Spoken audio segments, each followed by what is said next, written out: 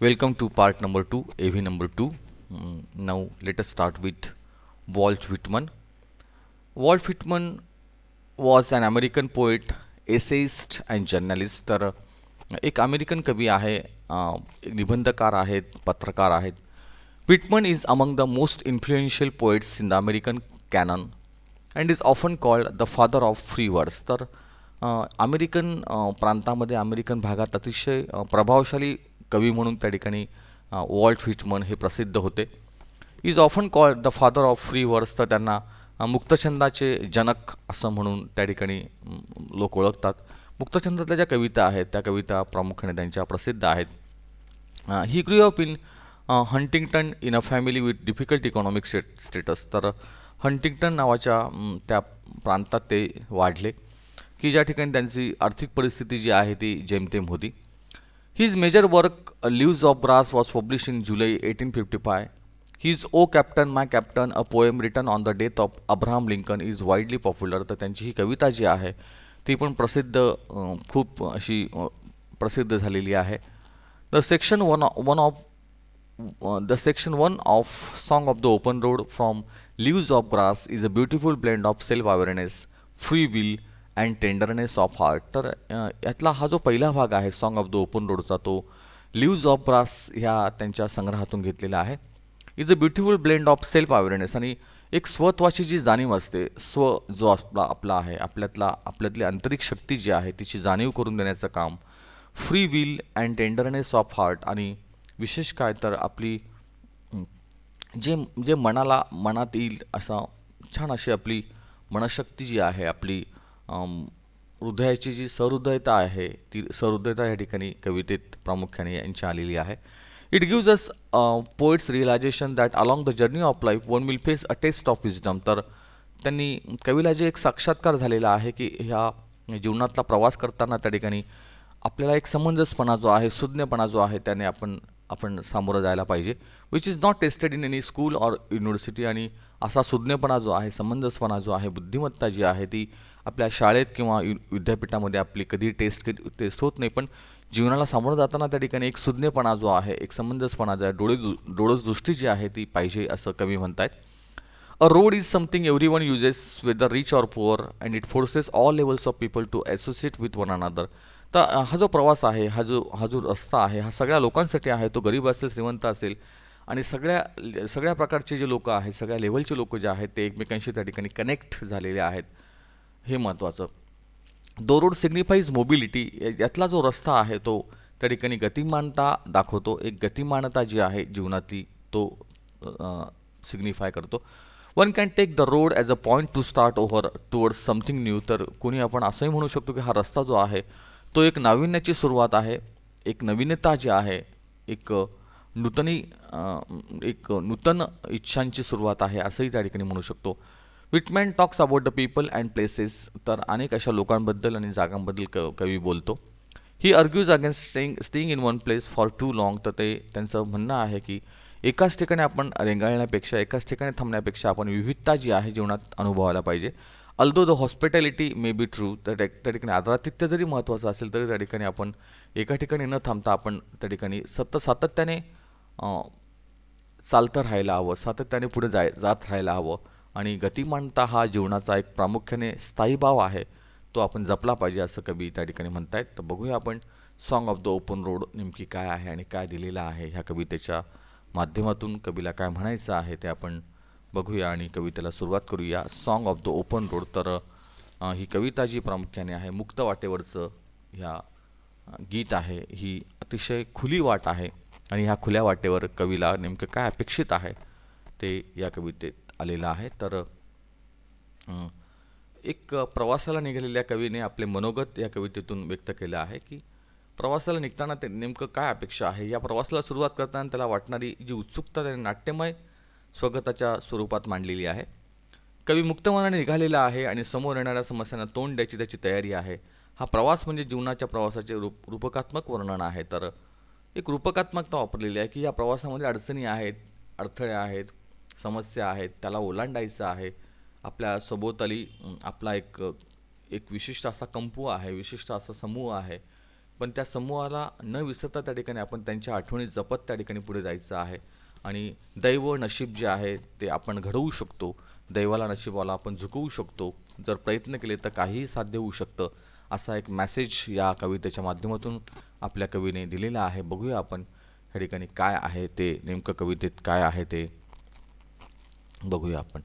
अफूट and light hearted I like to I I I take to the open road. तर मी afoot and light hearted अतिशय हलक्या पद्धतीने, एक सहृदयतेने आणि माझा हा पायी प्रवास जो आहे, मी पाय टाकला, मी पहिलं पाऊल मी ठेवलं ह्या मोकळ्या रस्त्यावर. Healthy free the world before me. आणि तो म्हणाला की समोर त्या ठिकाणी मी बघितलं की एक निरोगी आणि मोकळा असा रस्ता, मोकळं जग त्या ठिकाणी माझ्यासमोर होतं. The long brown path before me leading where ever I choose. एक लांब रस्ता जो होता तो त्या ठिकाणी माझ्यासमोर होता आणि मी तो निवडलेला होता माझ्या स्वतःहून की या रस्त्याने मला प्रवास करायचा आहे, पुढे जायचं आहे. Henceforth I ask not good fortune. त्याने त्या प्रवासाला प्रारंभ करताना त्या ठिकाणी मी कुठेही चांगलं नशीब, चांगलं दैव मला मिळेल अशी अपेक्षा केली नव्हती. I myself am good Fortune. कारण मी स्वतःच एक नशीबवान होतो. दैवी शक्ती माझ्यामध्ये होती, देवाची साथ मला होती. त्यामुळे चांगलं मिळेल अशी अपेक्षा मी कधी केलीच नाही, कारण दैव मला अनुकूल होतं असं मला वाटतं. Henceforth I whimper no more. व्हिम्परचा अर्थ आहे make a series of low weak sad cries especially with fear and pain. तर ज्याला आपण तक्रार करणं म्हणतो, ते भीतीने त्या ठिकाणी वेदनेने तक्रार करणं, त्याला म्हणतात व्हिम्परिंग करणं. हेन्सफोर्थ आय व्हिम्पर नो मोर. त्यामुळे तक्रार करण्याची कुठेही जागाच नव्हती. पोस्टपॉन नो मोर. मी कुठेही ते पुढे ढकललं नाही माझं दुःख किंवा माझ्या वेदना. Need nothing. मला कुठल्याही त्या गोष्टींची आवश्यकता भासलीच नाही. Done with indoor complaints libraries querulous criticism. तर अशा ज्या आतल्या तक्रारी आहेत त्या कुठल्याही तक्रार मी त्याला दुर्लक्ष केलं. लायब्ररीज आणि केरुलस क्रिटिसिझम. केरुलसचा अर्थ आहे complaining showing that one is irritated. तर तर अशा अस्वस्थ असताना त्या ठिकाणी जी तक्रार आपण करतो त्याला म्हणतात तक्रारखोर किंवा पिरपिर करणारा. तर कुठलीही तक्रार, कुठलंही त्या ठिकाणी अशा टीकात्मक असं मी काहीच केलं नाही. Strong and content I travel the open road. त्या ठिकाणी मी समाधानी होतो आणि मी अतिशय मजबूत असा एक विचार मनामध्ये होता. माझी स्वतःची आंतरिक शक्ती जी आहे ती प्रचंड अशी होती आणि त्या आंतरिक शक्तीने त्या ठिकाणी मी या प्रवासाला प्रारंभ केला. The earth that is sufficient. ही वसुंधरा त्या ठिकाणी मला पुरेशी वाटली आणि माझ्या मार्गाने मी आता चालायला लागलो. I do not want the constellations any nearer. Constellations means in this context fate, destiny, influential groups of people. तर दैव, नशीब किंवा प्रभावशाली लोक ज्याला म्हणतात. I do not want the constellations any nearer. तर मला कधी मी अपेक्षा केली नाही की त्या ठिकाणी दैव, नशीब जे आहे त्यांनी मला साथ द्यावी किंवा प्रभावशील लोकांनी त्या ठिकाणी मला चांगलं म्हणावं, तर त्यांनी मला मदत करावी अशी कुठलीही अपेक्षा मी केली नाही. I know they are very well where they are. मला माहिती आहे की ते ज्या ठिकाणी होते त्या ठिकाणी ते चांगले होते. I know they suffice for those who belong to them. आणि मला ही सुद्धा त्या ठिकाणी माहिती होतं की I know they suffice for those who belong to them. आणि ते बऱ्याच लोकांना त्यांनी मदत केलेली आहे की जे त्यांचे होते त्यांना त्यांनी खूप सांभाळलेलं आहे.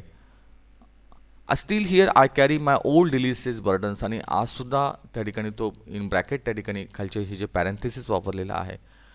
इथपर्यंत खरा स्टांजा, खरी कविता पूर्ण होते. पण पुढच्या ज्या ओळी आहेत कवी असं म्हणत आहे, steel here I carry my old delicious burden. आजही त्या ठिकाणी ज्या जुन्या आठवणी आहेत त्या डिलिशियस बर्डन जी आहेत, ती जी अतिशय रुचकर ओझी आहेत, ते रुचकर ओझं, चांगल्या नात्यांचं ओझं मी जवळ बाळगून आहे. ते ज्या जुन्या आठवणी आहेत त्या माझ्या मनात रुंजी घालत आहेत.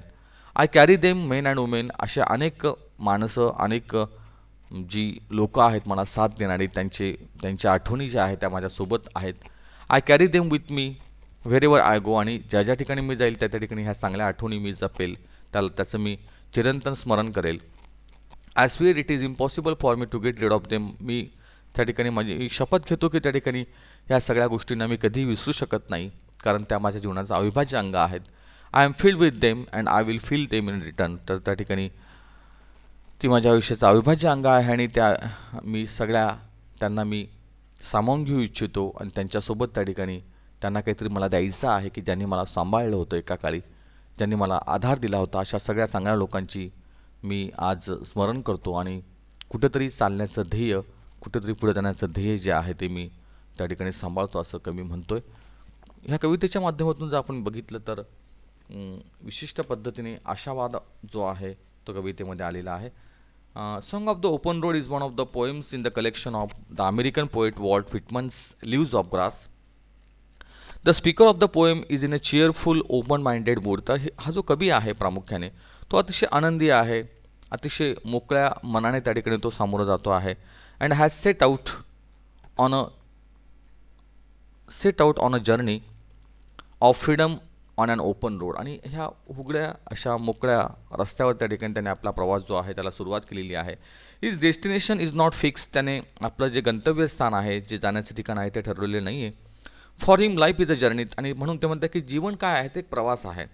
Life is a journey and not a destination. तर आपल्याला कुठे जायचं ते माहिती नाही, पण हा प्रवास आपल्या सातत्याने पूर्ण करायचा आहे.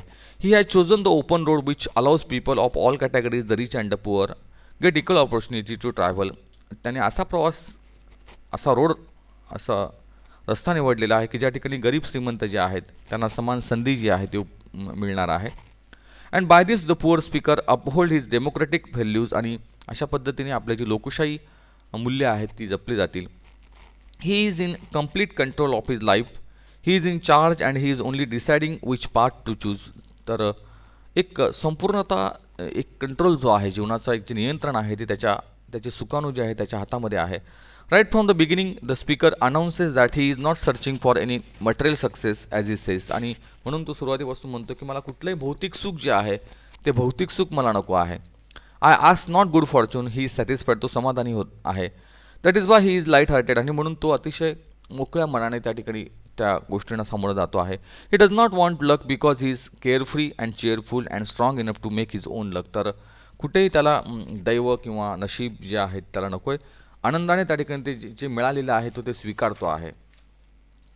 The speaker is free and untroubled. त्या ठिकाणी हा बोलणारा जो आहे, कवी जो आहे तो मुक्त आहे, संकटविहीन आहे.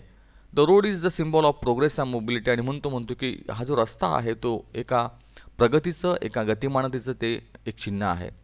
He has come out of all worldly stresses, petty fights and has decided to relax. आणि तो म्हणतोय की जीवनामध्ये अशा अनेक स्ट्रेस आहे, अनेक प्रकारचे ताणतणाव आहेत, अनेक प्रकारच्या छोट्या मोठ्या किरकोळ लढाया आहेत. तर आपण रिलॅक्स पद्धतीने ते स्वीकारायला पाहिजे. He is of the opinion that once he steps into his open road he has all the time by his side. तर एकदा त्याने त्याच्यात पाऊल ठेवलं की त्याला सगळ्या गोष्टींना त्याला वेळ द्यायचा आहे.